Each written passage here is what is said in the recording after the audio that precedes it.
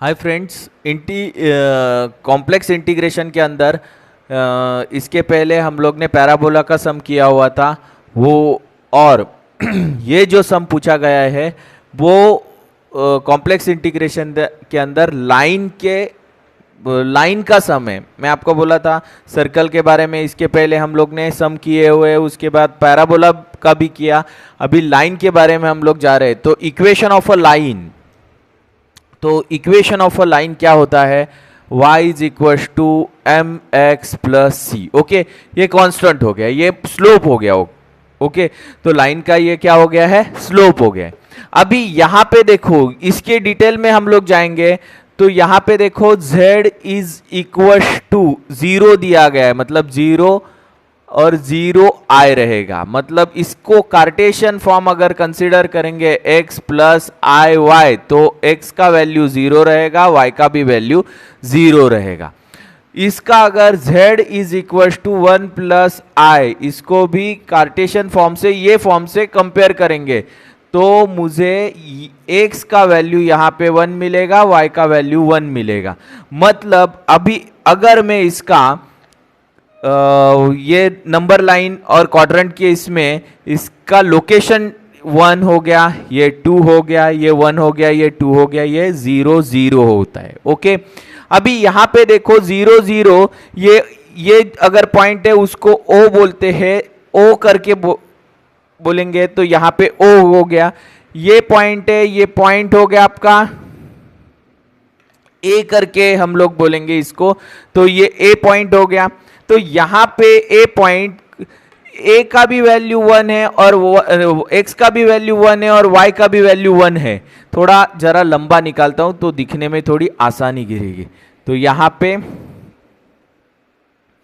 1, यहां पे 2, यहां पे 2। ओके, तो ये 1 1 और ये 2, तो 1 और 1 पोजीशन कहां मिलेगी? मुझे यहां पे मिलेगी। तो लाइन जो ड्रॉ होने वाली है, ये ऐसी लाइन ड्रॉ होने वाली है। लाइन जो ड्रॉ होने वाली है, ये ऐसी लाइन ड्रॉ होने वाली है। तो ये पॉइंट हो गया ए और इसके कोऑर्डिनेट हो गए 1,1 हो गए। मतलब x ये हो गया x, ये हो गया y। ओके, तो अभी ये जो लाइन है, ये लाइन के इक्वेशन के अंदर जाएंगे हम लोग, तो y is equal to x होता है। ओके, या x is equal to Y होता है। जो भी उल्टा सुल्टा लिखा, x is equal to Y करो या y is equal to x कर दो। अभी z is equal to x plus I Y, मैं हमेशा आपको कहते आया हूं कि z is equal to x plus I Y रहेगा। ये कार्टेशियन फॉर्म में है। अगर dz रहेगा तो उसके अंदर dx प्लस आई dy होता है। अभी ये इसको अगर मैं डिफरेंशिएट कर देता हूं dx अपॉन dy, या इसको करता हूं मैं, इसको अगर डिफरेंशिएट कर देता हूं तो ये हो जाएगा आपका dy upon dx is equal to 1। तो dy, इसको x से डिफरेंशिएट किया तो ये हो गया dy is equal to dx। मतलब dy के जगह पे मैं dz is equal to dx plus I dx कर दूंगा, और तो dz is equal to 1 plus I dx हो जाएगा। ओके, तो ये तो कवर हो गया हम लोग का। अभी हमें ये सम जो है, इसका लिमिट, सब जो प्रॉब्लम है, ये प्रॉब्लम हम लोग x के ओर लेके जाएंगे। सब वैल्यूज x के रहेंगे। यहां पे dz है, उसको भी x में dx में कन्वर्ट कर लेंगे। यहां पे जो भी वैल्यू दिख रही है, जो y है, उसको भी x में कन्वर्ट करेंगे और उसका लिमिट भी हम लोग x में देंगे, तो ही जाके इंटीग्रेशन उसको अप्लाई कर पाएंगे, अदरवाइज इंटीग्रेशन नहीं कर पाएंगे। ओके, तो यहां पे हमें करना क्या है? देखो, ये जो दिया हुआ है, इसको, इसका जो लिमिट है, ये z का लिमिट है। ये कौन सा लिमिट है? z का लिमिट है। हमें लिखना, अगर ये सॉल्व करना है तो x का लिमिट करना पड़ेगा। तो x का लिमिट क्या होगा? देखो, ये x है तो x का लिमिट 0 है और यहां पे क्या है? 1 है। ओके, तो x का लिमिट मैंने लिख दिया। अभी x का वैल्यू जहां है x, वहां कुछ प्रॉब्लम ले, लेकिन यहां पे y है तो y का वैल्यू क्या होता है? x ही हो रहा है। ओके, यहां पे मैंने x कर दिया। ओके, अभी इसके बाद प्लस आई एक्स स्क्वायर इंटू ये और ये अभी चला जाएगा।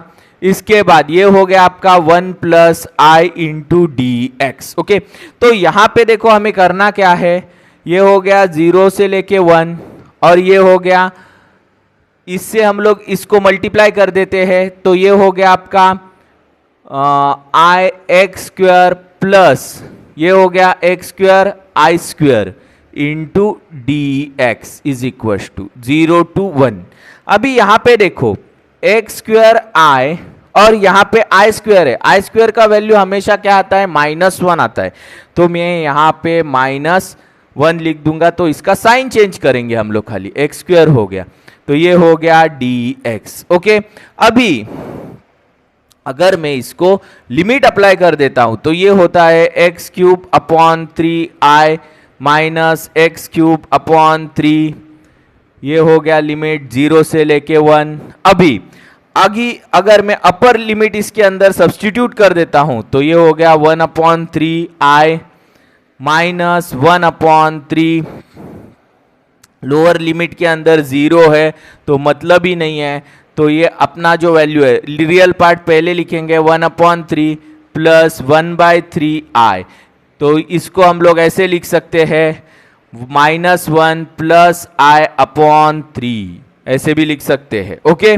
तो यहाँ पे तो मुझे ये फाइनल वैल्यू मिल चुकी है, तो मैं इसको ऐसा लिखता हूँ 1/3, अभी आई पहले लिखूंगा, माइनस साइन वाला बंदा बाद में लिखूंगा, तो ये मेरा फाइनल आंसर यहाँ पे आ चुका है। ओके, तो यहाँ पे देखो अगर स्ट्रेट लाइन वाला प्रॉब्लम आता है, लाइन वाला प्रॉब्लम आता है, तो लाइन का जो इक्वेशन है, ये इक्वेशन है अपना, तो इसके अंदर आप बोलेंगे सी कहा गया, ये कहा गया, तो ये constant along the straight line किया है, तो इसके लिए इसके ही वैल्यू हम लोग यहाँ पे ले लिए हैं। दूसरा चीज सबसे इंपॉर्टेंट, z को हम लोग को कन्वर्ट करना पड़ेगा x के अंदर, और y का वैल्यू भी x के अंदर जो है, y का वैल्यू क्या है, x के अंदर x ही है, तो वो पुट करना पड़ेगा। x का ये अपना क्वाड्रेंट के अंदर उसका लोकेशन निकालना पड़ेगा और उसके साथ आपको उसका लिमिट चेंज करना पड़ेगा। ओके, तो लॉन्ग स्टोरी शॉर्ट के अंदर हमें करना क्या है, लॉन्ग स्टोरी शॉर्ट के अंदर मैं बता देता हूं सिंपल, ये z का लिमिट है, उसको x के लिमिट में लेके जाओ, जहां जहां x है वहां वहां y लाओ, y जहां जहां y है वहां वहां x लाओ, और dz के जगह पे dx के वैल्यू पुट करो, ये अपने को करना पड़ेगा। ये वाला जो पार्ट है ये बहुत इंपॉर्टेंट रहेगा इसके अंदर। इसके बाद ये सब्स्टिट्यूशन वाला जो पार्ट है वो इंपॉर्टेंट रहेगा, और ये लिमिट वाला, ये आपका a का लिमिट हो गया, ये o का लिमिट हो गया, ये a का लिमिट हो गया, तो ये x का लिमिट आपको उसको अंदर सब्स्टिट्यूट करना है, सिंपल। तो आपको इसके अंदर कोई भी डाउट है, ये छोटे छोटे सम्स है, लेकिन इसके अंदर कोई भी डाउट आता है तो आप कमेंट बॉक्स में कमेंट करके मुझे ज़रूर पूछ लेना। और अगर मेरे वीडियो अगर आपको अच्छे लगते हैं तो लाइक और सब्सक्राइब ज़्यादा से ज़्यादा करना, क्योंकि आपको इसके आगे वाले भी वीडियो मिल सके। Okay, thanks for watching my video.